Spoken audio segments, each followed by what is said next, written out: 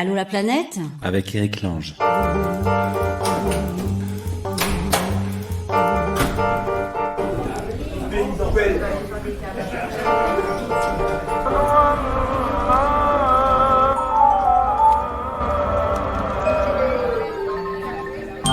Allô la planète ?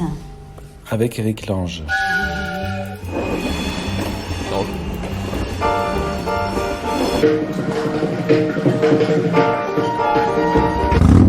Voilà, j'attends toujours que la moto parte pour démarrer.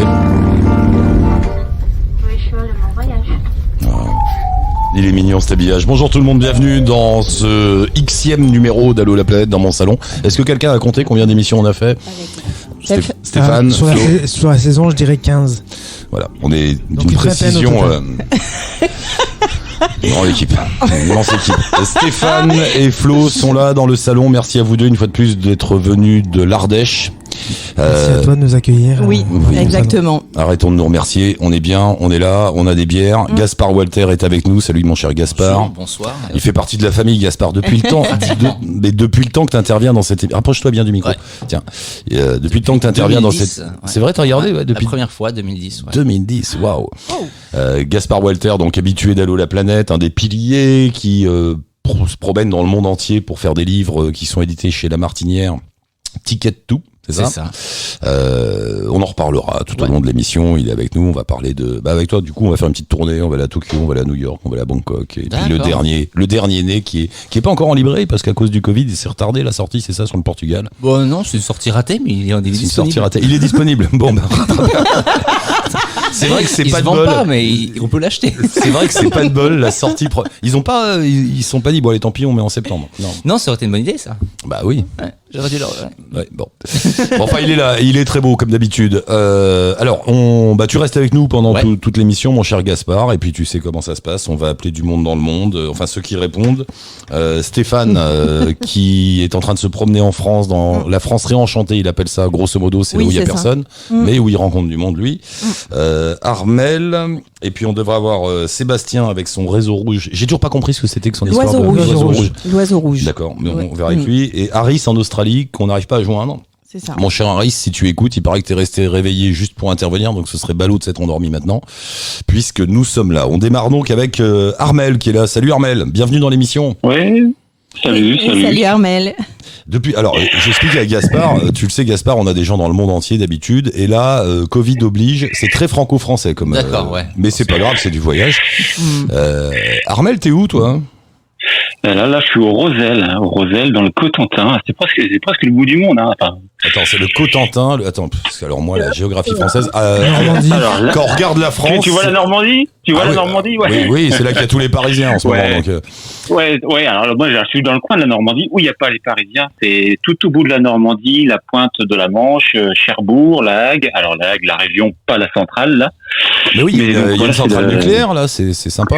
Oui, par là, oui. Il y a des choses qu'on cache avec les fougères, mais c'est par là. Non, alors c'est vrai, il paraît que c'est très très beau. Je sais plus qui m'a parlé de ce coin là-bas. C'est sauvage, il y a des oiseaux et tout ça. Oui. Non, mais il fait des photos super sauvage. C'est comment alors? Il y a des superbes plages, c'est des belles falaises. Et puis si on va à l'ouest ou à l'est de la côte, puisque ça fait c'est pas très large le Cotentin, ça fait je sais pas combien d'ailleurs, 50, 60, peut-être plus, les 80 km de large. Mais en tout cas, d'une côte à l'autre, c'est pas les mêmes paysages et c'est super sauvage. Et pour l'instant, il n'y a pas beaucoup de monde, quoique cette année, il y a les touristes, il y en a beaucoup plus, mais c'est assez protégé, je veux dire, et préservé. On est loin de trouver sur les plages, par exemple, des milliers et des milliers de tonnes de déchets, quoi. Ah oui, c'est protégé, c'est une région qui est protégée, c'est ça? Que j'allais dire, qui est protégée naturellement, parce que pas beaucoup de monde y va, surtout, mais. Ça n'a pas un statut de réserve naturelle ou un truc comme ça, non? Non, il n'y a pas. C'est le mal. C'est-à-dire qu'avec entre la centrale de Flamanville et Le Père, dont on en parlait de temps en temps, et puis le centre de retraitement de ce que s'appelle plus la Cogema, peu importe le nom d'ailleurs, mais enfin le centre de retraitement de déchets, c'est difficile d'en faire un territoire c'est vrai. Protégé, quoi. C'est vrai, une zone protégée avec une belle centrale au milieu, c'est ballot. Oui, c'est ça, Donc on va attendre 500 ans, puis après on va déposer Quand il y aura des oiseaux avec 5 ailes et 4 pattes. C'est un truc Faudra des bizarre. questions. C'est un truc- Ça, c'est marrant, ici la nature. Ouais, mais c'est trop beau. Ça. C'est sympa. C'est l'évolution.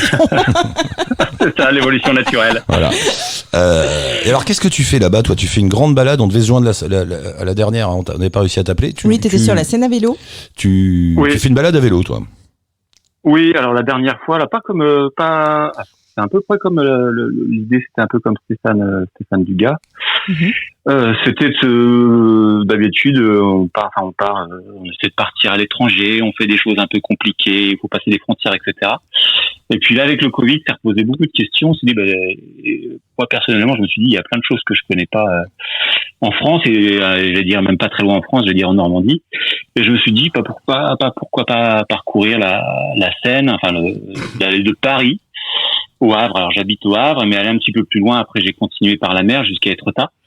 Et tout ça donc en vélo dans une première phase en suivant la Seine. Et puis une fois arrivé au Havre, prendre le stand-up paddleboard et puis continuer jusqu'à Étretat. Le stand-up paddleboard. Attends. Alors là, La grande planche. là, il va falloir Là, que tu tout à coup, on expliques. plonge dans le monde des communicants. Tu me fais un stand-up paddleboard à Zap? Non, la grande planche. La grande planche, en fait, c'est style planche de surf, sauf que tu es debout avec une pagaie, en fait. Ouais. Oh, putain, ça doit être crevant, ça. Je les vois à chaque fois, les gars, ici.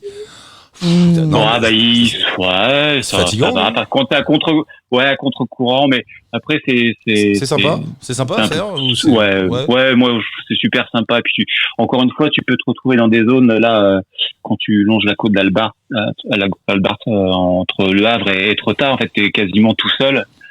Et tu vois les côtes différemment, quoi. T'es pas tout en haut avec la masse de touristes quand t'arrives sur Étretat, t'es plutôt en bas, tranquille, à les regarder, quoi. C'est l'inverse. Mais est-ce que réellement, parce qu'on est là tous cette année à se dire, c'est chouette, on redécouvre la France qu'on connaît pas, qu'est-ce qu'on est content. Est-ce que c'est de l'auto-persuasion parce qu'on peut pas aller en haut de l'Himalaya, ou est-ce que réellement, toi qui es là, qui fait une balade qui en soi est assez simple, hein, je descends la Seine à vélo, Oui. est-ce que réellement tu te sens en voyage avec les mêmes sensations que si tu étais à l'autre bout du monde? Voilà. Pour être sûr d'avoir un peu de sensation, d'aventure et un peu de bout du monde, c'est qu'il faut y mettre les ingrédients. Moi, je suis parti, alors j'avais pas de tente là en partant de Paris, j'ai juste un duvet et puis un petit sursac là qu'on met par-dessus le duvet, mais je sais pas où je vais dormir. Bon, à la nourriture, il y en a partout, des magasins, on trouve le monde. Ça, il y a des villages, c'est pas un problème. En tout cas, donner une petite part d'inconnu au voyage, quoi. Je sais pas ce que j'ai fait un tracé sur la carte et puis on verra bien si ça passe pas. J'ai eu les endroits où les chemins c'est rempli de fougères, de ronces, ça passe plus. C'est des chemins qui sont restés sur les cartes mais qui n'existent plus. Enfin voilà, après c'est parfois, alors c'est beaucoup moins agréable. C'est normalement il y a un chemin, mais il y a eu un chantier. Là il y a des grues partout, donc on n'y passe plus non plus. Bon, c'est moins drôle. Mais oui, on peut partir comme ça un petit peu. Alors, il faut donner un petit peu, enfin pour moi, le piment de l'inconnu, parce qu'effectivement, si on a réglé l'hôtel, le chemin, qu'on l'a reconnu avant, que ceci, que cela, là, c'est vraiment de se donner. Je pars avec un mode, je veux dire minimaliste, pardon, et puis on va voir ce qui se passe. Et puis voilà, ça donne. Alors effectivement, on n'est pas au bout du monde. Hein, quand j'avais été intervenu la dernière fois, c'était pour la Russie. Effectivement, j'ai moins de risques à me perdre sur la Seine que de me perdre sur le fleuve Amour. Ah oui, c'est vrai, t'as fait toute planète. Qu'est-ce que t'en penses, toi, Gaspard, qui t'es baladé comme ça? Tu penses que réellement on peut trouver un plaisir quasi semblable à se balader juste en France? Moi, c'est ce que je suis en train de faire là dans le sud de la France avec le bateau. Et oui, à cette idée-là. En plus, quand on part à Tokyo, quand on part en Russie, quand on part dans tous ces endroits-là, on a une vague idée de ce qu'on va trouver. Même si on n'a jamais été, il y a une espèce d'idée générale du lieu. Alors que quand on part dans ces petites villes de France, en général, on ne sait pas du tout ce qu'on va trouver. C'est une espèce de roulette du voyage. Aussi bien c'est bien, aussi bien c'est nul, mais en même temps, c'est toujours une découverte. Donc ouais, il y a un côté voyage. C'est forcément moins dépaysant, mais ça reste quand même, je trouve, ça peut marcher. Ça reste du voyage. Moi, j'ai tendance à y croire. Juste le fait de, quand en voyage, j'aimais bien, je me dis, après tout, ce qui est chouette, c'est le moment où tu montes dans un bus ou dans un train et que tu t'en vas quelque part. Et c'est là que c'est le plus jouissif. C'est le trajet. C'est génial, c'est là que c'est chouette. Et je me dis, après tout, c'est vrai, pourquoi est-ce qu'on peut... Alors maintenant, il y a les TGV. Bon, c'est un peu dommage, mais c'est bien, hein, ouais. Mais le plaisir du train qui traîne, tout ça. Bon, ça y est, je suis vieux. Merde. On y revient. Putain, ça fait 15 minutes d'émission, ça y est. J'ai dit un truc de vieux. Non, mais je l'assume. Voilà, moi j'assume mon amour des trains de nuit, par exemple. J'ai D'ailleurs, adoré. ils reviennent les trains de nuit. Ils reviennent, ouais, c'est quand ouais, même mais chouette. pas assez. Moi, j'ai connu une période quand j'étais petit enfant en France où on prenait beaucoup de trains de nuit et c'est que des souvenirs super, quoi. Tu sais, avec les 6 couchettes, les sandwichs, les machins, tu te réveilles au milieu de la nuit, le truc qui s'arrête dans une gare, tu sais pas, il y a une lumière blanche. J'adorais ça, les trains de nuit. Ouais. Bon, bref. Je con. Armel, oui, parce que toi, tu t'es baladé comme ça sur le fleuve Amour. Oui, c'était ça. Pardon, c'était maintenant, le temps passe si vite. C'était en 2018, mais voilà. L'idée de la scène est un peu venue comme ça parce que je suis frustré de pas pouvoir retourner pour l'instant sur le fleuve Amour parce que je voulais y retourner pour finir mon voyage. Et je me suis dit, mais j'ai un fleuve qui est juste à côté de chez moi, là, et pourquoi j'essaie pas la même chose? Alors, encore une fois, c'est différent. C'est pas la même chose, quelque chose de similaire, mais avec le même esprit d'aller me balader, et puis, Il s'est dit, j'ai bien trouvé un russe à un moment. ouais, c'est ça, c'est pas, il y en a bien qui va me proposer de la vodka à un moment donné, mais bon. Il va bien y avoir un mec dans une yourte, il y a des yourtes partout. C'est ça. Bon, bah, ça se passe bien, Armel, t'es content, c'est une belle balade. Oui, c'est super sympa. Et puis je vais continuer comme ça. Alors j'ai d'autres projets. Alors je sais pas si je les ferai cette année, mais qui peuvent être en France ou ailleurs. Mais là je vois que Stéphane donc Dugas là qui interviendra normalement. Lui il est parti pour traverser la France en plusieurs jours. Oui, lui il fait un peu on va la voir là tout à l'heure. Il fait un peu ce qu'on appelle la diagonale du vide. C'est cette zone en France où il y a personne, mais en fait il y a plein de gens, semble-t-il. C'est pas vrai qu'il y a personne. J'ai lu là aujourd'hui qu'il a eu quelques péripéties. Il va pouvoir raconter peut-être sa chute en vélo là, qui m'a bien fait rire. Mais voilà, moi je m'étais dit pourquoi pas aussi traverser la France. Je m'étais dit prendre le point plus au nord là, en fait, faire un pôle nord, pôle sud de la France, donner une petite thématique et puis traverser comme ça. Ça fait des voyages sympas hein, parce qu'il y a quand même beaucoup de choses à découvrir. Hein. Moi, ce que j'ai envie de faire, j'ai un fantasme. C'est parfois je passe dans des bleds comme ça et tu sais, tu vois les vieux hôtels. Tu sais ces petits hôtels 1 étoile pour les voyageurs de commerce. Oui. Avant, maintenant, bon, tout le monde est dans des hôtels au bord de l'autoroute, mais il y avait tout ce réseau. Il y en a encore pas mal. Hein. L'autre jour à Montrouge, j'en ai vu un. Tu vois, en banlieue parisienne, il y en a un 1 étoile avec marqué tout confort, le truc qui grésille. Ici, vous avez Canal+. Ça, c'est un livre à faire. Il y a un livre à faire je suis là-dessus. sûr, et j'ai le fantasme. Vous avez pas vu ce film de Patrice Lecomte sur un animateur radio qui s'appelle Tandem? Bon, il faut regarder ça. C'est Jean Rochefort et Gérard Jugnot, et c'est un film sur le gars qui fait le jeu des 1000 francs à France Inter. Et alors ils imaginent, et c'est le voyage de ces deux types qui sont dans une bagnole et qui passent leur temps d'aller de bled en bled comme ça pour faire ce jeu, le jeu des 1000 francs. Et c'est dément parce qu'ils s'arrêtent que dans des hôtels comme ça avec, tu sais, le parquet qui crisse, la vieille en bas qui t'engueule, la clé numéro 8 et tout. Et tu manges le plat du jour le soir, de la soupe et tout. J'ai un fantasme. Oui, ce serait un bouquin, ça, ces hôtels-là. C'est un voyage en France dans ces hôtels. On devrait faire ça. Bon, mon cher Armel, merci beaucoup. Fais gaffe au paddle, hein. Je sais pas pourquoi je dis ça, mais ça a pas l'air dangereux. Ouais, c'est bon. Moi, dès que c'est sur l'eau, j'ai un doute. Comme il maîtrise pas. Moi, On sait jamais. dès que j'ai plus les 2 pieds sur terre, je me dis, wow, il va se passer quelque chose. Bon, merci Armel, bonne route, bon voyage, à très bientôt, merci d'être passé. Salut Eh ben, Armel. une prochaine fois. Bye bye. Ciao. Salut. Ah oui, bah toi, t'habites sur un bateau maintenant. Bah ouais. Donc, Alors, ça va, c'est pas bah, bizarre? Non, et en pensant au voyage au vélo, moi je trouve que ça reste très actuel en ce moment, le voyage lent. J'aime de plus en plus cette idée du voyage lent. Ah bah bien sûr, c'est Tu vois, génial. qui n'est pas de faire 2000 km en une s'en journée, fout, on s'en fout, ouais. mais on en fait 30. Et on profite vraiment de chaque kilomètre sur la route. Alors après, il faut avoir le temps. Quoique, tu peux faire un voyage lent de 2 jours. Hein. Ouais, tu peux faire un Oui, voyage non, mais en c'est 2 vrai. jours, Oui, ouais, c'est tu vois, vrai. et- Une fois, on avait une auditrice, mais c'était pas ici, c'était avant. Comme elle pouvait pas beaucoup voyager parce qu'elle bossait beaucoup, elle se faisait des trips. Elle partait de Paris 3 jours, à chaque fois dans une direction différente. Alors elle démarrait, elle partait quand même, elle prenait un RER et elle démarrait de la fin des banlieues et tout. Et elle se promenait comme ça pendant 3 jours à pied. Elle me dit mais ça marche, c'est voilà, juste partir. Mais je pense qu'on commence, quand on commence le voyage, on commence loin. Parce qu'il faut se prouver un truc, je vais aller loin. Et ensuite, on commence à rayonner de plus en plus proche parce qu'on n'a plus rien à se prouver. Qu'en fait, on se dit, il y a peut-être quand même des trucs qui étaient pas mal près du point de départ. Ouais, qu'il faudrait c'est ça. quand même que je regarde. Oui, mais on a le Ouais, fantasme c'est du vrai. coup. On a le fantasme au début. Ouais. Je vais aller en Asie, je vais aller en Afrique, dans l'Himalaya. J'ai fait 12 000 km en 24 heures. Yes, J'ai rien vu. Bah moi le premier, j'ai fait un tour du monde en 6 mois. ouais, Comme un c'est clair, Spoutnik. ouais. Bah oui, mais Bon, c'était marrant, cela dit. Gaspard, donc, on commence par allez, un petit coup de Tokyo. Ouais. Oui, il s'y attendait pas. Tu vois, il me regarde, il me dit pourquoi il veut que je parle de Tokyo. Parce que Gaspard fait une série de bouquins, donc Ticket Ça to. fait un an que j'ai pas mis les pieds, mais ouais, c'est pas grave. Non, Tokyo. mais des impressions comme ça, fugaces qui te reviennent. Tokyo, c'est les néons, tout de suite. Pour moi, Tokyo, les néons. C'est une ville de nuit. Tokyo, c'est une ville qui, oh là là, je vais énerver les gens si tu dis ça, mais c'est une ville qui est relativement laide la journée, et qui vraiment prend vie et existe la nuit, quoi. C'est une ville qui tout d'un coup, parce qu'un immeuble, c'est laid, un immeuble en béton, mais un immeuble en béton bien éclairé, c'est joli. Et puis les Tokyoïtes, ils ont une vie qui paraît très bien rangée, qui paraît très sérieuse. Et puis le soir, on desserre la cravate. Ils se bourrent tous là. Et on finit allongé sur les trottoirs dans un état. Ouais. C'est pas une légende, ça. Hein, non, c'est vrai. Les types qui sortent des bureaux et qui se mettent. Mais ce qui est génial, c'est que on va avoir des images qu'on retrouverait jamais ici. Moi, je vois très bien dans les stations de métro à Tokyo des hommes d'affaires complètement bourrés, raides bourrés, donc allongés sur le quai, avec à côté d'eux leur petit téléphone et leur mallette. Et on va les laisser tranquilles et on va les laisser dormir. Ça les embête, tu vois.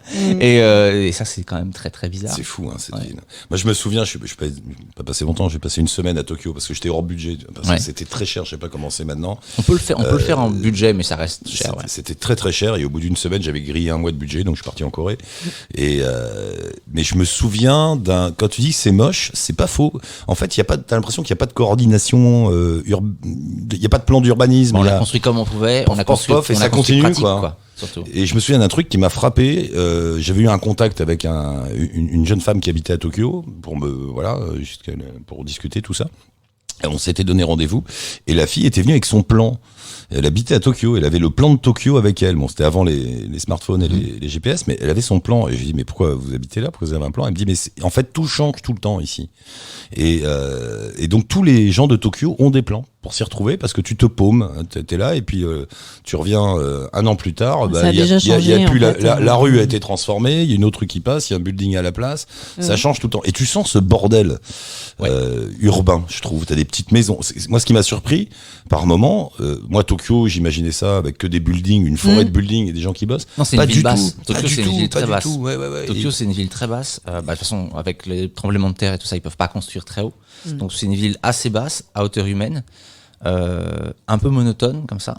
Mais en même temps, ça donne de la valeur à tout ce qui est traditionnel. C'est-à-dire qu'à Tokyo, comme tout est un peu bétonné, quand au détour d'une rue, tu trouves un temple, tu trouves un truc encore en tôle qui tient encore debout, qui s'est pas cassé la gueule pendant la guerre avec une dame qui fait des brochettes. Ça donne vraiment une valeur à ça parce que tout d'un coup, t'as trouvé au milieu de cette espèce de ghetto de béton un truc encore traditionnel et du coup ça a vraiment une valeur. Il y a Bangkok qui est un peu comme ça aussi. Bangkok c'est un peu l'inverse, c'est-à-dire que de temps en temps tu trouves un endroit clean et climatisé et ça a de la valeur aussi. Oui, non mais le côté bordélique quoi, où tu vas passer d'une tour immense et tu prends une petite rue et puis il y a la vieille qui vend ses brochettes comme tu dis, il y a un égout à ciel ouvert, enfin des anciens canaux qui sont devenus une espèce d'égout. Bangkok c'est un voyage olfactif déjà qui est dingue, c'est-à-dire que vraiment tu passes de oh dis donc ça sent, j'ai bien envie de manger, ah non je n'ai plus envie de manger. Finalement je n'ai plus faim. J'aime bien moi ce mélange de modernisme absolu où t'as le building HSBC ou je sais pas quoi qui vient d'être construit, et puis en bas du building t'as la vieille qui vend la soupe, t'as un mec qui dort, t'as la tradition, t'as un gosse à moitié à poil en train de courir. Mais Bangkok pour le coup c'est vraiment ce chaos magnifique quoi. C'est un truc qui est complètement anarchique que les urbanistes essaient de dompter, mais c'est impossible. Ça marche pas. Ça marche pas parce que on construit une tour et qu'il y a des mecs qui vont venir et vont dire mais nous on va s'installer tout autour de la tour. C'est ça. Et on va mettre nos petits stands et on va vendre des brochettes. Tu vas faire quoi? C'est génial. Et ça, je trouve qu'ici il devrait. Tu vois, nous on a des bas d'immeubles desséchés. On met on met du béton et puis si tu veux vendre un hamburger, t'as besoin de 50 autorisations, tout le machin et tout. Moi, je trouve qu'on devrait lâcher un peu pour qu'il y ait de la vie dans la rue. Il y a pas une rue vide à Bangkok. Il y a pas une rue qui soit pas vivante. Les gens sont dans les rues, il se passe des trucs. C'est vrai qu'à Paris, tu peux traverser des rues et des rues. Il se passe rien. Et il se passe rien. Puis ils bouffent tout le temps là aussi les Thaïs. Je sais pas, ils ont pas d'heure de déjeuner ces gens-là. Ils mangent tout le temps. Quoi. Mais ils ont pas d'heure de déjeuner. Souvent ils dorment quand ils sont fatigués. Et ils mangent quand ils ont faim. Et c'est plutôt pas mal. Moi j'adore un truc. À Bangkok, je crois que c'est le seul endroit où j'ai vu des gens qui ne font rien. Alors j'ai J'ai une théorie là-dessus. C'est un équilibre cosmique. C'est-à-dire qu'il y a tellement de gens qui font plein de trucs. On en a mis des qui font rien pour équilibrer. Mais c'est rare dans une ville de voir des gens mais pas que des clodos et tout ça, hein, des vieux, des femmes, des gosses. Ils font rien, ils sont là. Tu te dis, mais qu'est-ce qu'il fout là, lui? Et si t'habites là-bas, Ouais. c'est vrai que tu vois que le même fait rien pendant des semaines. Voilà, tu vois. Il est sur sa moto et tu dis, mais c'est ça, c'est son métier, c'est de tenir la moto. C'est marrant, hein. Ouais, D'accord, ouais. c'est un équilibre cosmique. Il faut Mais qu'il y en ait c'est qui fassent sans doute, rien. il y a un truc qu'on n'a pas compris. Ouais, sûrement. Ouais. Mais eux-mêmes, ils s'en foutent d'ailleurs, je crois. J'adore. Devant le chaos. Est-ce que Stéphane est là? Hop là. Je vous écoute attentivement. Bonjour Stéphane. Bonjour. Bonjour. Ça va, mon cher Bonjour Stéphane? depuis- Bah, tu connais Flo, Ouais, ça va. tu connais Flo, Ouais. Gaspard est là, tu le connais de nom sans doute aussi. Voilà. Alors, pour vous planter le décor, le camarade Stéphane, d'habitude, il voyage un peu partout dans le monde. Un peu comme toi, Gaspard, il fait des reportages, il fait des films, il fait des tas de choses. Et puis cette année, bah, Covid oblige, cher ami, vous vous a dit qu'est-ce que je fais? Et tu traverses la France. Ouais, voilà, c'était un vieux rêve de faire un road trip en France. Alors, je vais choisir la 504 décapotable à 2 chevaux ou que sais-je. Et j'avais déjà, dans le passé, traversé la route 66 sur des rues Harley-Davidson. Et là, je me suis dit, non, on va le faire à vélo. Alors, il y a très longtemps, j'avais fait du triathlon, du sport à gogo. Donc, j'ai toujours eu dans la tête le projet, mais je suis plus le sportif que j'ai été. Et contre toute attente, alors qu'il aurait fallu que je fasse plutôt un Paris le Mont-Saint-Michel par la voie verte, je me suis dit, je vais faire Dunkerque-Andaille par la diagonale du vide, parce que le mot diagonale du vide, je trouve qu'il y a du sinistre, il y a du clinique, il y a même du péjoratif pour ces gens-là. Et je me suis dit, qu'est-ce qui se passe dans cette diagonale du vide qu'on dit sinistré, comment faire?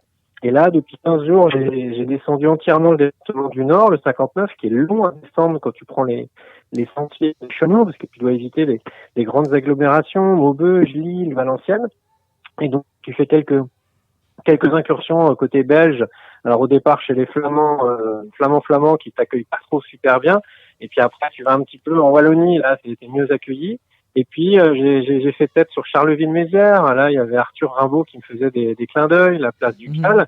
Et puis après, j'en ai marre de me faire tailler des shorts ou raser les fesses par des gros tracteurs, des gros camions sur des départementales qu'on n'ont que le nom, qui ressemblent vraiment à des nationales.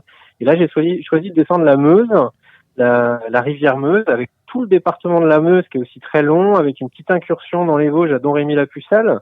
Ville natale de Jeanne d'Arc. Ah, Doremi la pucelle, qu'est-ce qu'il raconte? Ah ouais, Oui, bien sûr. dans une France dont tu as appris à l'école quelques noms, mais tu sais pas les situer véritablement bien sur la carte. Et tu sais que la crise économique des années 70-80 a été fracassante, notamment pour les gens de la Meuse. Et puis, il y a 2 jours, je suis arrivé à Langres. Ça me disait vaguement quelque chose, mais une ville millénaire accrochée à un éperon rocheux. Langres, dans la Haute-Marne. Ah, diagonale du vide, hein, voilà, Eric, en plein dedans. Langres. On connaît pas Ouais. cet endroit. Langreux. Hein? Langreux. Langreux. Ah bah non, je connais Langres, pas, non. L-A-N-G-R-E-S. Je suis Paris. Si t'écoutes la météo, c'est toujours le point le plus froid. Ah oui, c'est vrai. C'est souvent ça. Et alors? Eric et les amis, on est à 250 km de Paris, c'est tout, tu vois. Ouais. À l'est, entre Reims et dans une espèce de no man's land où on va pas voir ces gens-là. Et là, tu découvres une ville millénaire qui est là depuis la nuit des temps, parce qu'elle est sur un éperon rocheux qui domine toutes les vallées environnantes, avec un épiscopat qui a été puissant, une cathédrale qui est juste faramineuse, des remparts où tu peux faire le tour. Et tu vas voir les gens, tu les interroges. Évidemment, quand tu es en tenue de vélo avec un maillot jaune, parce que j'ai choisi de prendre un maillot jaune pour me faire identifier, une casquette, un casque et des lunettes, il y a des gens qui se disent qu'est-ce qu'il fait le garçon à visiter la cathédrale avec un casque sur la tête, parce que j'ai oublié mon casque sur la tête. Et du coup, tu fais des belles rencontres, et j'ai été de rencontrer des gens qui étaient loin d'être désespérés, des gens qui allaient de l'avant, et des gens souvent qui avaient changé de vie, qui avaient été à un moment cadre, infirmière, et qui tenaient une chambre d'hôte, qui avaient repris l'entreprise familiale, etc. Ce qui ne m'a pas empêché aussi de traverser des villages complètement déglingués où il se passe rien. vous parliez là tout à l'heure tous ensemble de cette vie que moi j'aime bien en Asie, en bas des immeubles où il y a des gens qui font rien, tu te demandes ce qu'ils font, ils te donnent 3 brochettes et pendant 10 jours tu les vois là à rien faire. Et là, par contre, dans les villages de la Meuse, il y avait rien, quoi. Et les volets étaient clos, les maisons étaient certaines abandonnées. Et j'avais, pour avoir fait la route 66, vraiment l'impression de voir les vieux hôtels dont tu parlais, Eric. Mais là, les hôtels, ils étaient fermés. Ils n'existaient plus. Alors, t'avais plus la lumière qui éclairait. Et même là, avant-hier, je voulais dormir dans des campings en bord de Meuse ou dormir en camping à la ferme. Et bien évidemment, je tape sur Google, parce que c'est ça aussi l'avantage, c'est que tu comprends, ça va vite, t'es en France, et tu te dis, ça va le faire. Et je me suis cassé les dents à cause du Covid-19, parce que le camping bucolique, il n'était pas ouvert. Et quand je suis arrivé dans une ferme qui fabriquait du jus de pomme, le mec m'a dit, voilà, j'ai divorcé, je mets la clé sous la porte, j'ai fait faillite, et je veux plus voir de touristes. Alors, moi, j'étais mort de soif. Et je lui ai dit, écoutez, je vais juste vous embêter, il me faudrait juste remplir mes bidons d'eau, parce que là, je vais mourir de soif. Et là, le gars s'est détendu et il m'a offert une de ses dernières bouteilles de jus de cassis et il m'a dit, avec ça, vous allez avancer comme une mobilette jusqu'à Dijon. Moi, je mettrai 1 jour et demi. Vous allez mettre 2 heures. C'est des rencontres comme ça, parfois très rugueuses, mais c'est parce qu'elles sont rugueuses qu'il y a quelque chose. Et puis, quand t'as beaucoup voyagé, comme vous êtes tous autour de la table, finalement, ce qui te plaît dans le voyage, t'as oublié l'exotisme des débuts. Au début, tu voulais voir les cocotiers de Bora Bora, tu voulais voir New York et ses gratte-ciel. Une fois que t'as beaucoup voyagé, comme disait Nicolas Bouvier, tu t'es beaucoup gorgé d'exotisme. C'est pas ça qui compte, en fait. C'est la profondeur du voyage, c'est dans tes rencontres, dans des images. Et t'as des images très très fortes, pas loin de chez toi. Alors, on peut-être qu'on se réconforte en se disant que la France est très belle, que je pense, parce que là, je suis arrivé en Bourgogne et ça a pris une ampleur pour moi, la Bourgogne, incroyable après tout ce que j'ai traversé, parce que c'est culturel, c'est beau, c'est riche, c'est rutilant. Et puis on va redescendre vers le sud, là, vers Paray-le-Monial, repasser par Montluçon, Moulins, bref, des noms. Certaines personnes n'arrivent pas à situer sur la carte, mais il y a des gens qui sont là-bas.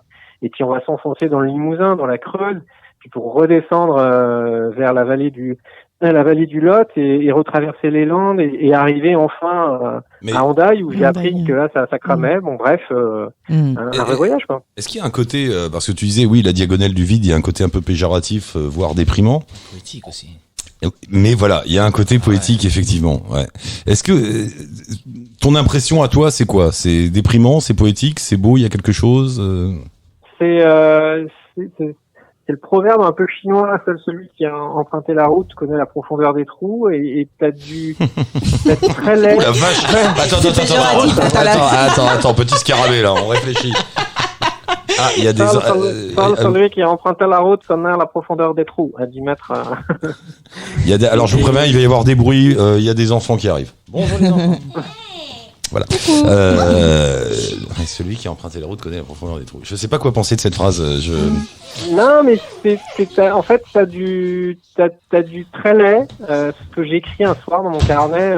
Tu traverses, t'évites les banlieues du Nord. Tu sais que tu peux pas trop être en camping sauvage parce que t'es sur des routes pavées qui te font rappeler le Paris-Roubaix. T'es dans des champs, mais t'as la ville qui est pas loin. Après un moment, t'arrives, t'es dans une banlieue bien cradoc avec des déchets partout.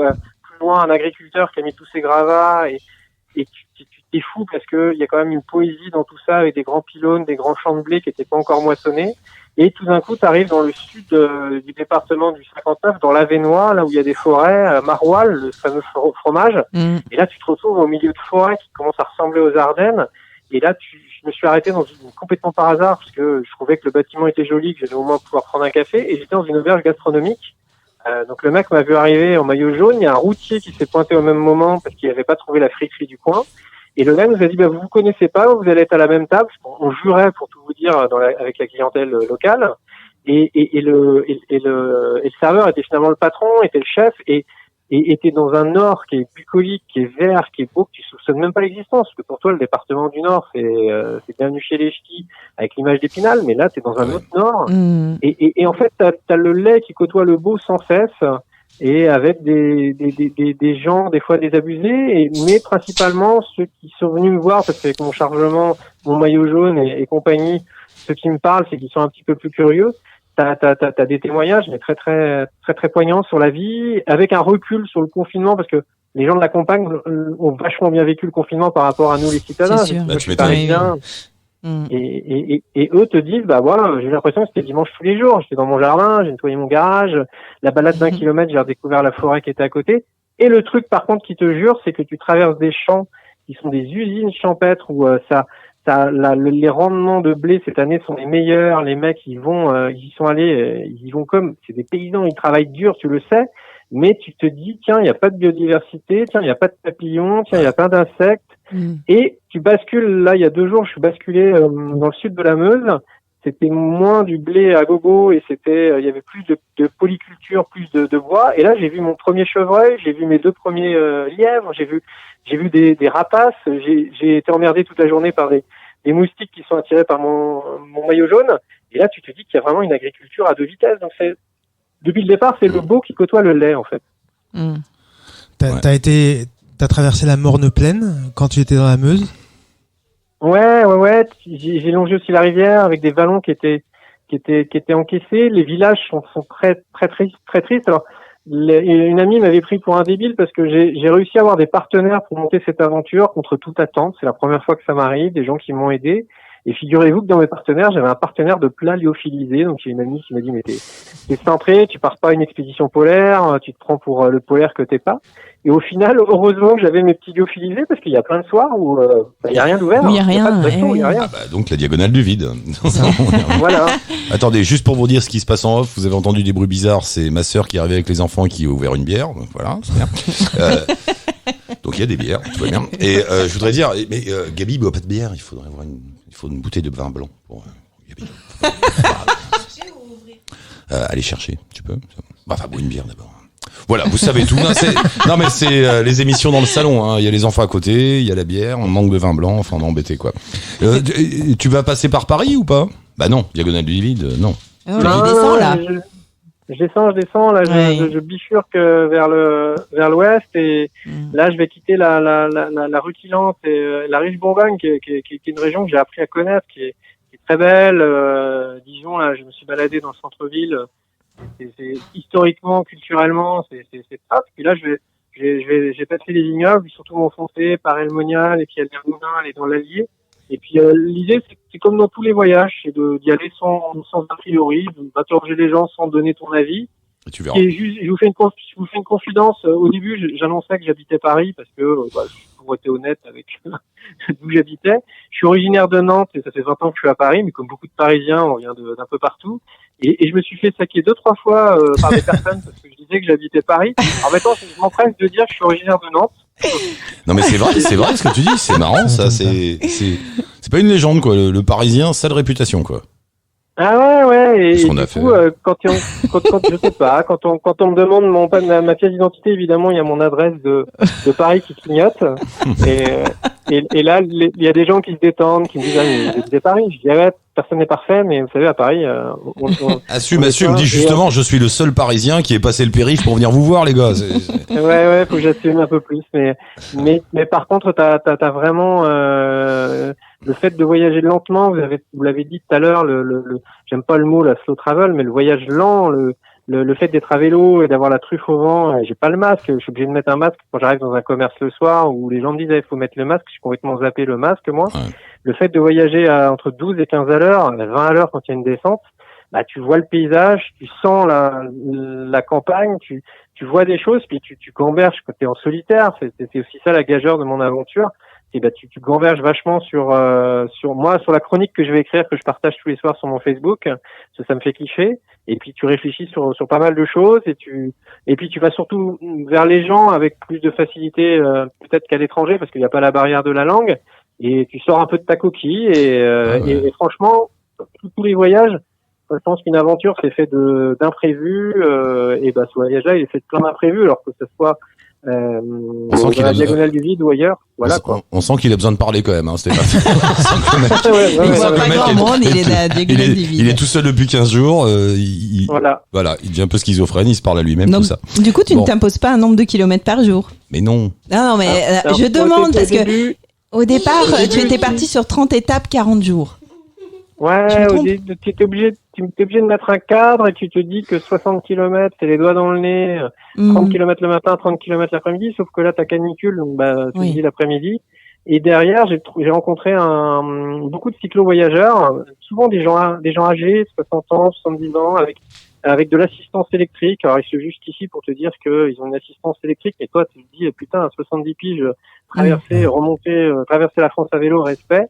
Et un type m'a plu, m'a dit, ce qui me plaît chez vous, c'est que vous n'êtes pas un pro du compteur kilométrique, mais vous êtes un vrai compteur, donc restez le même. Oh, c'est bien. C'est beau, chouette. Oui, c'est poétique. Bon, on va se quitter là-dessus. Ah non, juste un truc. Attends, il y a Armel nous a balancé. T'as eu une chute rigolote à vélo, il paraît. Ouais, ridicule même. parce que je fais des images pour les partager ensuite sur les réseaux sociaux, et là sur les remparts de Langres, à l'office de tourisme, la nana hyper gentille me dit ouais, vous pouvez le faire à vélo, même avec vos sacoches, blabla, et je prends mon téléphone de la main droite et je fais un travelling très cinématographique, très tremblant, et j'ai pas vu qu'il y avait une petite côte, et j'ai cassé mon dérailleur et je peux plus passer les vitesses. Et dans la côte, évidemment avec l'inertie, j'avais plus de force, et j'avais clippé mes pédales comme au ski là, et je suis tombé à la renverse côté gauche. Le problème, c'est qu'il y avait une haie d'épineux, mais qui faisait bien 1m50 de profondeur, moi j'avais pas vu, donc je suis tombé dedans de façon très ridicule, comme un gros ours qui serait tombé au ralenti. Et il y a des Anglais qui étaient derrière, et je pensais qu'ils allaient éclater de rire, mais ils étaient un peu affolés, parce que quand j'ai réussi à me réhisser après bien des contorsions sur l'allée bétonnée, j'avais le bras gauche en sang, et avec la sueur et la chaleur, c'était un délice. Mais bon, ça fait partie du voyage. Non, mais ça fait une aventure. Ça fait une aventure. Voilà. Merci beaucoup, pardon, Stéphane. Tu mettras toutes les coordonnées, Flo ou Stéphane, pour lire justement les papiers de Stéphane sur sa page Facebook. www.stéphanedugast.com. Dugast, G-A-S-T. Oui. Voilà. Allez-y. Voilà. Merci beaucoup, Stéphane. À la prochaine. Poursuis bien. Fais attention à toi, merci, tout ça. Eric. Ouais, merci et bravo, et on continue de parler des ailleurs. On continue. Gaspard. Merci. Gaspard, New York. Ah, j'ai eu peur, j'ai cru que tu allais dire un truc genre Vladivostok. Mais non, mais je te connais un peu, je sais ça. Vladivostok, t'es allé? Non, t'es pas allé. Non, mais justement, ça m'aurait fait peur. Tu peux inventer. J'aurais brodé. Bah, moi, je peux parler d'endroits où je suis jamais allé, hein, y a pas de problème. Les gens, je vais dire, bon, il a vu ça, lui. New York. Bah oui, New York, quand même. Fantasme. Moi, je suis C'était en quelle année, toi? Est-ce que t'as connu le New York des débuts des années 80? Alors non, voilà. Non, parce que dans les début des années 80, j'étais deuxième fois vieux con, 7 ans moins quart, putain. Non, parce qu'il y a eu un New York. Je vais quand même ouvrir ma fraise. La première fois que je suis allé à New York, c'était en 86. Je me souviens très bien. J'étais à Sky, on avait eu des billets d'avion gratos avec un pote. On était allé à New York. Mais c'était le tiers-monde, c'était hallucinant. Il y avait des SDF partout, c'était le bordel. Il y a des endroits où tu pouvais pas aller la nuit, tu pouvais même pas y aller le jour. Tu regardes, mais tous les films des années 80 qui se passent à New York, c'est une ville dangereuse. Mais Brooklyn, qui aujourd'hui est la Mecque du bobo mondial, enfin qui est un endroit très sympa, très beau, très machin. Moi, je me rappelle avec un pote, justement, ce pote, on part à Brooklyn, on arrive au métro, la sortie du métro à Brooklyn, je sais plus laquelle. Et là, il y a un flic qui nous arrête, qui dit non, vous sortez pas. Vous sortez pas du métro. Vous êtes touriste, vous n'allez pas à Brooklyn. Ils vont vous manger, quoi. C'était fou, hein. Mais c'était génial. Il y avait une ambiance incroyable. Il y avait des dealers à tous les coins de rue. C'était complètement dingue. Et est arrivé Giuliani. Ah, il y a de la musique derrière. Bah oui, on est plusieurs à vivre ici. Et Giuliani, le maire, il a nettoyé tout ça. Mais il reste quand même, t'es d'accord avec moi? Un fantasme new-yorkais. Moi, je suis d'une génération qui a encore vu la fin du rêve américain tel qu'on l'a connu, c'est-à-dire qu'on était quand même tous tournés vers le côté de l'Atlantique. Tout ce qui était grand, tout ce qui était formidable, c'était américain. C'est-à-dire que on sait pas trop pourquoi, mais on aimait. Tu rentrais à l'école, quelqu'un avait une paire de chaussures nulles, moches, il disait ça vient de New York, elles sont super. En fait, elles sont super. Mais c'est vrai, c'était ça. Ouais. Tout était génial. C'était génial. Et il y avait des légendes en plus, parce que tu avais une idée, tu savais pas vraiment ce que c'était. Moi, je trouve que c'est une ville, de toutes les villes que j'ai traversées, c'est la plus inspirante. Parce qu'avec New York, il y a justement cet imaginaire collectif. C'est quand même la seule ville où, quand tu y vas pour la première fois, tu as l'impression d'avoir déjà été. Ouais. Parce qu'en fait, tu te dis, attends, ce coin de rue, j'ai déjà vu cet immeuble, je le connais. On a tout vu au cinéma, dans les séries. Tu retrouves, donc, on a tous un imaginaire collectif de New York. Et puis, ça reste. Ce qui est dommage, c'est l'image qu'on en a, qui est souvent tu verras, c'est une ville où tu chopes un torticolis à force de regarder les immeubles. Ouais. Ça, c'est Manhattan, qui est une toute petite partie. Et puis, autour de New York, moi, quand j'ai fait mon livre sur New York, il ouvre sur des surfeurs. Et plein de gens m'ont dit, mais qu'est-ce que c'était mettre la mer à New York? Bah, il y a la mer à On New York. oublie, mais on oublie la mer. Il y a la mer à New York, il y a une des plus grandes plages des États-Unis qui est à New York.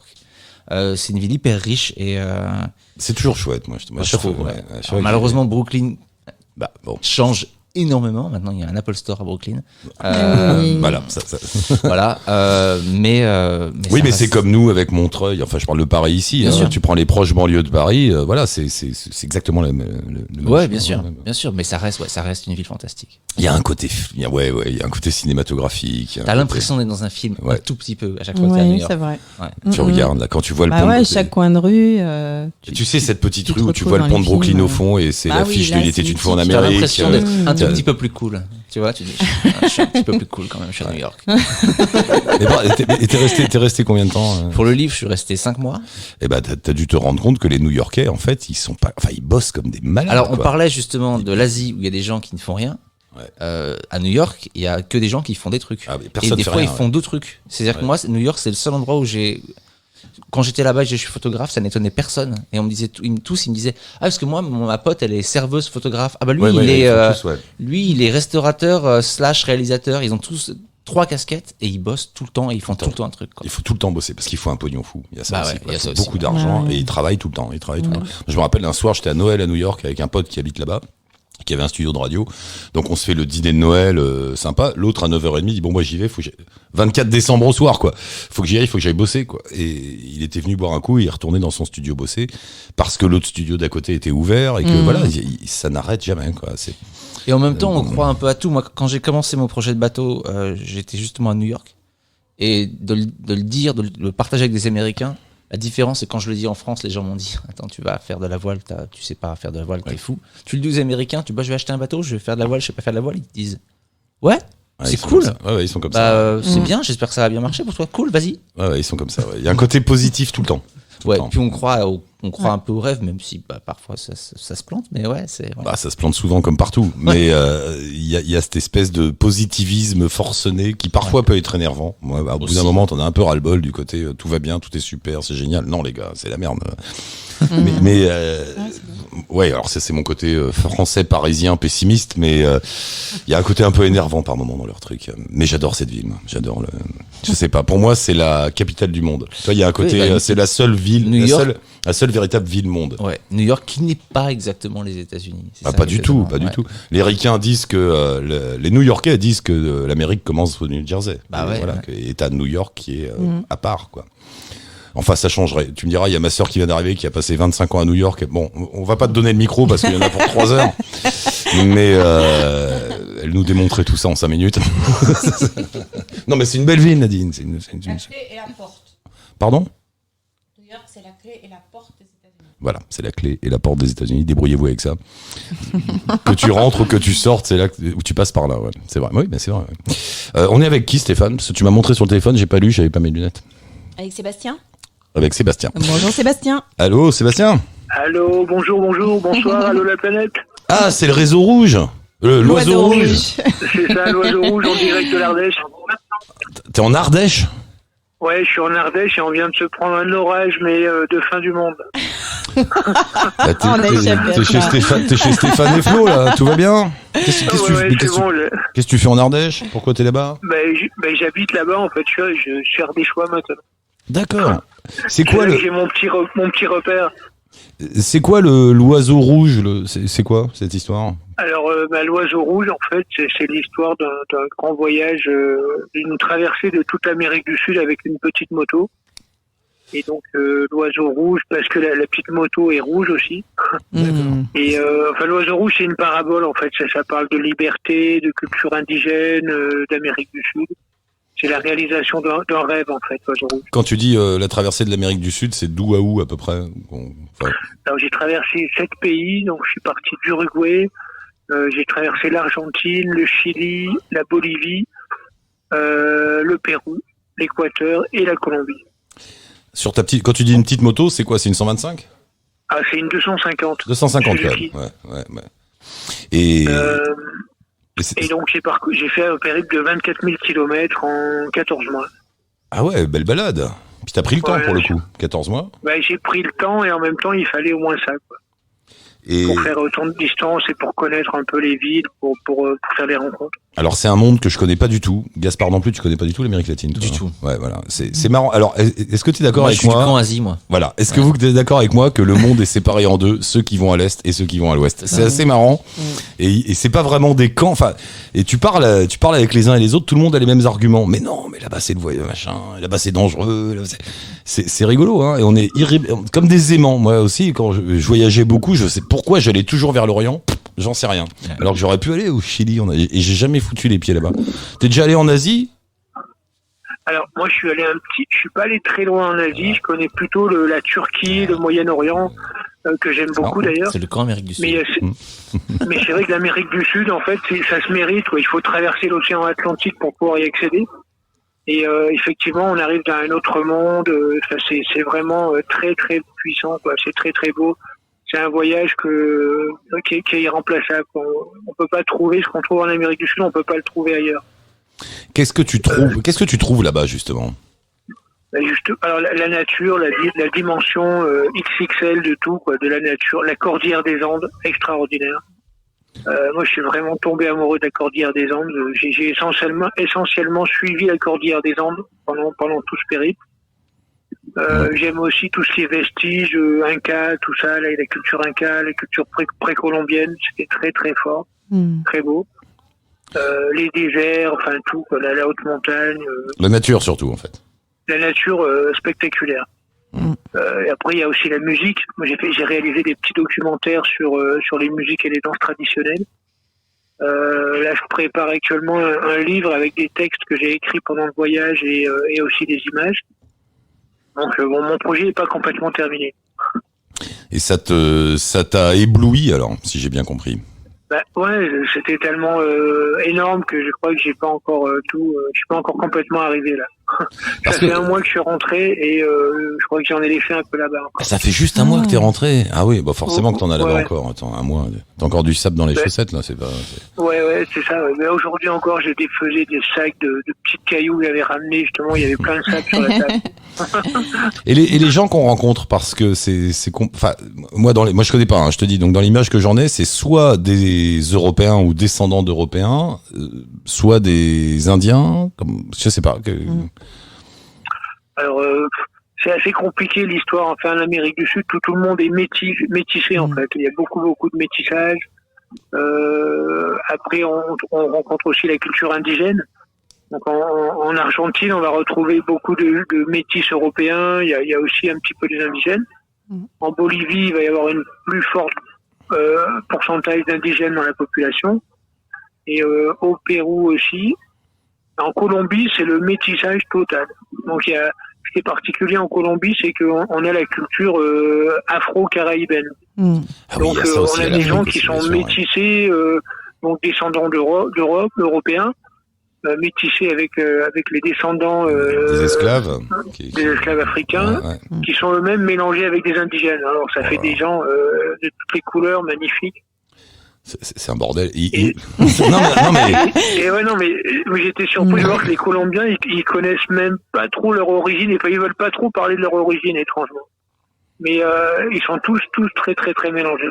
Est-ce que de tout ça émerge une identité, tu crois? Alors oui, bien sûr, l'identité colombienne qui est assez indéfinissable du coup, puisque les gens se retrouvent en groupe ethnique un petit peu finalement. Donc on trouve la culture afro-caraïbaine, là c'est assez finalement sur la côte, toute la côte caraïbe. C'est difficile de parler d'une identité unique, en fait c'est une identité multiple. C'est ça qui est fascinant aussi. Et t'y retournerais là ou t'as envie d'aller voir de l'autre côté? Alors là j'ai envie d'aller de l'autre côté cette fois-ci. Tu vas aller voir en Asie là. Mais c'est pas pareil. Ouais, je pense que le prochain périple, ça sera en direction de l'Asie. Mais c'est vrai que cette Amérique latine, bon, faudra y aller une fois quand même, Gaspard. Faut c'est quand même. Faut aller voir. Moi, je recommande à tout le monde. Moi, c'était un rêve d'enfance, vraiment, depuis ma naissance, j'avais envie d'aller en Amérique latine. Bon, là, j'ai pas fait les choses à moitié. J'ai exploré autant que j'ai pu chaque pays. Mais j'ai un très bon pote qui est péruvien. À chaque fois qu'il me parle du Pérou, on s'y attend pas. Enfin, on sait pas que c'est comme ça, quoi. Il me dit, t'as la montagne, et puis derrière t'as la forêt, et puis après t'arrives sur les plages, et il y a des vestiges de civilisation incroyables. Enfin, on n'imagine pas tout ce qu'il y a là-bas. Le Pérou, c'est une richesse. Moi, je recommande à n'importe qui d'aller au Pérou. Moi, c'est un pays qui m'a énormément fasciné, énormément plu. Au niveau vestiges archéologiques, et vous êtes amateur d'histoire, d'archéologie. Ils en retrouvent tout le temps. Aujourd'hui encore, ils te retrouvent des Machu Picchu tous les 15 jours. J'exagère un peu, mais. Non, mais ils viennent en découvrir un deuxième, justement, Machu Picchu, aussi extraordinaire. Mais surtout, il y a d'autres sites. Moi, je pense à un site en particulier qui s'appelle Caral, qui se trouve à 150 km au nord de Lima. Où on peut admirer 3 pyramides géantes qui ont 5000 ans quand même, qui sont contemporaines des pyramides d'Égypte. Pour moi, c'est un des sites les plus magiques du Pérou et personne ne va à Caral, quoi. Alors que tous les touristes sont concentrés à Machu Picchu, ils font la queue. Et pour vous donner une idée, Machu Picchu, ça a 500 ans et Caral, ça a 5000 ans. Ouais, c'est ce que me disait mon pote. Il me disait, mais il y en a tellement d'autres que le Machu Picchu. Il me disait, laisse tomber le Machu Picchu. Tu vas faire la queue, tout ça. Il y en a d'autres. C'est bien d'y aller parce que c'est aussi extraordinaire, mais bon, il y a de quoi faire au Pérou. Il n'y a pas de souci. Sébastien, merci beaucoup. On suit tes périples. Tiens-nous au courant de tes travaux littéraires et photographiques. Avec grand plaisir. Et merci à vous, Allô la planète, et bonne continuation. Salut, et embrasse l'Ardèche. À nous faire rêver. Embrasse l'Ardèche, dis-leur qu'ils reviennent. On revient. Gros bisous à Paris. On vous embrasse. Moi, je vais finir à Aubenas avec vos conneries. Au revoir. Ils arrêtent pas de me. T'es déjà allé en Ardèche? Non. J'ai une maison en Ardèche. L'Ardèche est partout. Alors là, faut arrêter avec cette Ardèche, les gars. J'ai une maison en Ardèche. T'as une maison de famille en Ardèche? Ouais, c'est un des plus bel endroit du monde, l'Ardèche, c'est fantastique. Faut aller en Ardèche. En Ardèche, on voyage. Alors là, tu peux pas leur faire plus plaisir. Eux là qui me font la retape sur la Ardèche à chaque fois. Elle est où la maison du coup? Près des Vences. D'accord. Ouais. Ah oui. Voilà, ils connaissent. Ah oui, là, après l'église à droite. D'accord. Là où il y a Lucien, celui qui a épousé Françoise, qui était. Les vents, c'est joli. Ah ouais. Non, c'est beau. J'étais très surpris quand je suis venu vous voir. J'étais très surpris. Les vents, c'est le coin des babacools. Ah bah si t'aimes les chèvres, les chèvres. Non, on a tous les 60 tard se sont posés à au refaire Vence. le monde. Il y a autre chose que des babacools en Ardèche. Bien sûr, mais pas au Vence. C'est vrai, c'est les descendants des hippies là-bas. Ah bah quand ils sont tous partis en Ardèche, ils se sont installés au Vence et ils y sont encore. Ouais. Ils y sont encore. Ils vont bien. Ouais. Enfin, il y en a qui n'assument pas. Ils vont tranquillement, on va dire. Gaspard, on termine, Portugal. Ouais. Parce que c'est le dernier bouquin de Gaspard. Enfin, c'est pas le dernier, c'est le 5e de la collection Ticket To. Donc, il y a eu New York, Saigon, enfin Vietnam.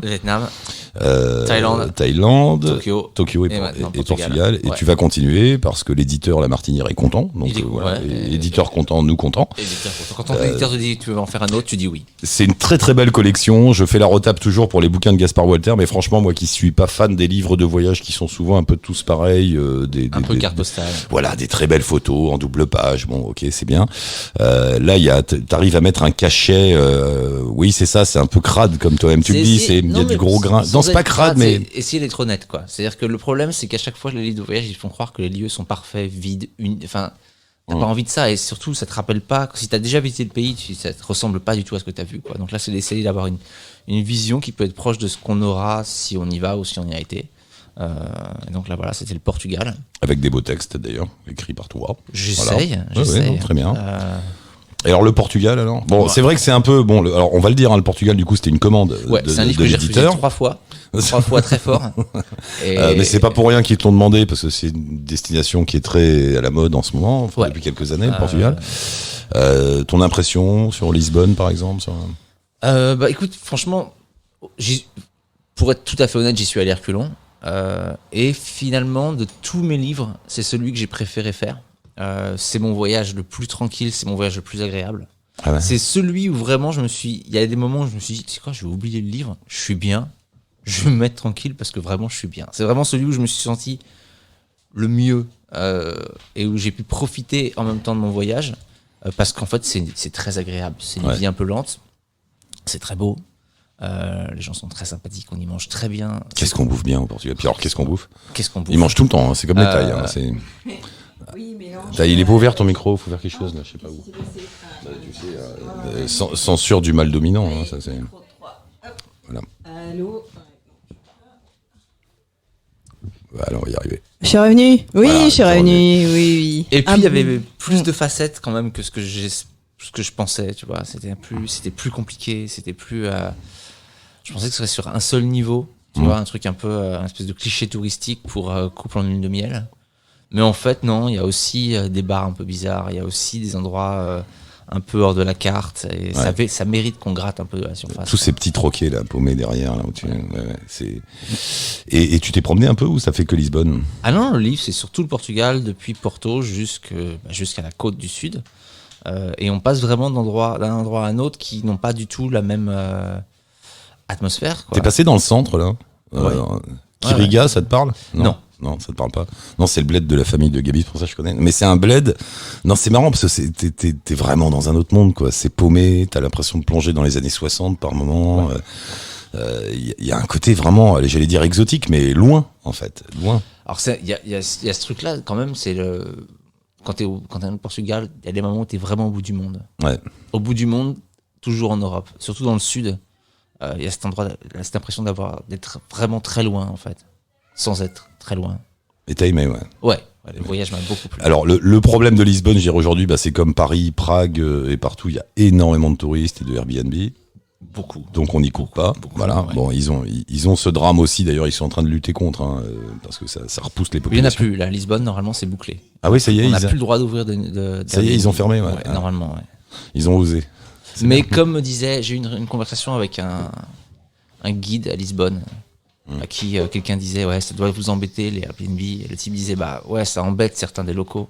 Mais enfin, avant, on avait des quartiers pourris. Maintenant, c'est des quartiers pourris où plus personne ne vivait. Et maintenant, ces quartiers, ils sont rénovés, il y a de la vie, et il s'y passe quelque chose.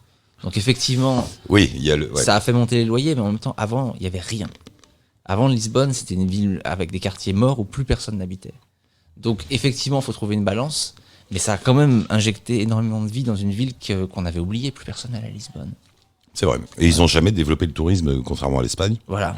Dans les années 70, etc. Les gens vont en Espagne, ils s'arrêtent et ils vont pas, ils passent pas à la frontière pour aller au Portugal. Il y a une chaleur, il y a des gens qui t'accueillent, mais c'est dingue, quoi. C'est un peu plus du voyage, je trouve, déjà. Ouais. Ah oui, t'as vraiment l'impression d'être loin, ouais. Ticket de tout Portugal, c'est le nouvel ouvrage du camarade. Il est sorti, il a foiré le lancement à cause du Covid, mais c'est bon, il est toujours là. Il y en a 7000, il faut les acheter. Allez, achetez-les. Il faut les acheter. On termine avec Matt en Tanzanie, non, finalement? Non, finalement, on n'a pas réussi à On le n'arrive pas à joindre. joindre. Bon, une autre fois, Matt. Qu'est-ce qu'on fait, nous? On en refait quand une, tout ça? Qu'est-ce qui se passe? Sur le festival. Ah oui, bien sûr, on va, comme chaque année, je vais animer le festival Nomade, le Nomade Festival à Cergy-Pontoise, que tu connais aussi d'ailleurs, t'es allé là-bas. Je le fais tous les ans, voilà. D'accord. Voilà, il m'appelle et puis je vais animer tout ça. Et cette année, on fera un stand à l'eau la planète là-bas. Donc venez faire de la radio avec nous à Cergy-Pontoise, c'est Les 29 et 30 août. Bravo. 29 et 30 août, on sera là-bas. Et c'est là-bas qu'on refait une émission à l'eau la planète. Alors, voilà. Là, on se met en vacances. On arrête. Enfin, en C'est vacances. On bosse. On bosse. On bosse sur autre chose. Faut qu'on assure la 3e année de la planète.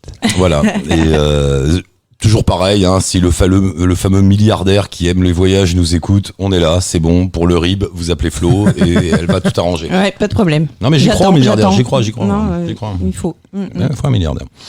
Merci beaucoup, les gars. C'était bien Merci. sympa. Eh ben, merci à toi de nous avoir accueillis Je t'en prie. toutes ces. C'était une tous belle ces saison. week-ends d'Allô la On s'est planète. bien marré. On va recommencer. Une belle année. Gaspard, merci d'être passé. Merci. On va continuer l'apéro ensemble. Et puis bonne route à toi sur ton bateau. Tes prochains voyages. T'as une prochaine commande là en route, un prochain voyage. Je peux pas le dire, je vais le dire quand même. Normalement, c'est Cuba. Waouh. Voilà. Waouh. Et celui-là, Là, tu vas vraiment envie de le faire. Là, là, je sens que avec ton style, la façon des photos que tu fais, la façon dont tu voyages, c'est je vais parfait. rester Là, ça 6 colle. mois. Là, ça colle.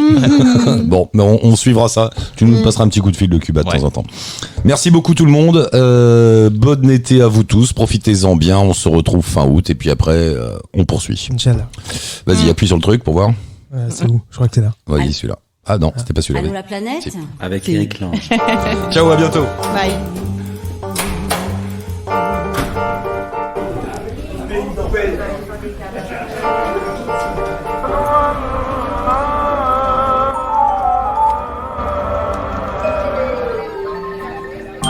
Allô la planète. Avec Eric Lange.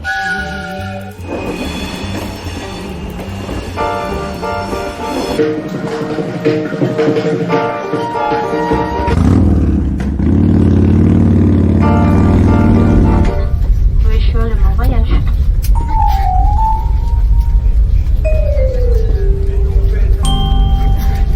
Allô, la planète. Avec Eric Lange.